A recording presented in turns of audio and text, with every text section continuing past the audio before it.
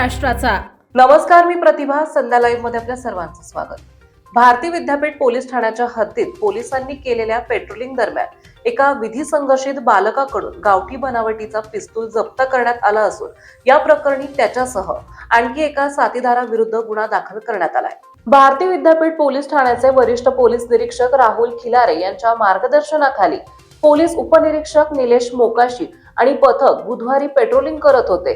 त्यावेळी अंमलदार मितेश चोरमोले, सागर बोरगे आणि अभिनय चौधरी यांना खबर मिळाली की एक विधी संघर्षित बालक नवले पुलाकडून कात्रजकडे जाणाऱ्या मुख्य रस्त्यालगत राधाकृष्ण गार्डन समोर सेवा रस्त्यावर संशयास्पदरित्या थांबलेले आहे। मिळालेल्या माहितीच्या आधारे पोलिसांनी तत्काळ त्या ठिकाणी जाऊन विधी संघर्षित बालकाला ताब्यात घेतले।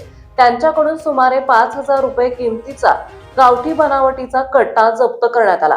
प्राथमिक चौकशीत हा कट्टा त्याचा साथीदार सोमनाथ चांदणे याने त्यांना दिल्याचं निष्पन्न झालंय। या प्रकरणी भारतीय विद्यापीठ पोलीस ठाण्यात गुन्हा दाखल करण्यात आला असून पुढील तपास पोलीस उपनिरीक्षक निलेश मोकाशी करीत आहेत। ताज्या आणि महत्त्वपूर्ण बातम्या पाहण्यासाठी आजच आमच्या संध्या लाईव्ह न्यूज चॅनलला YouTube वर सबस्क्राईब करा आणि बेल आयकॉन प्रेस करा।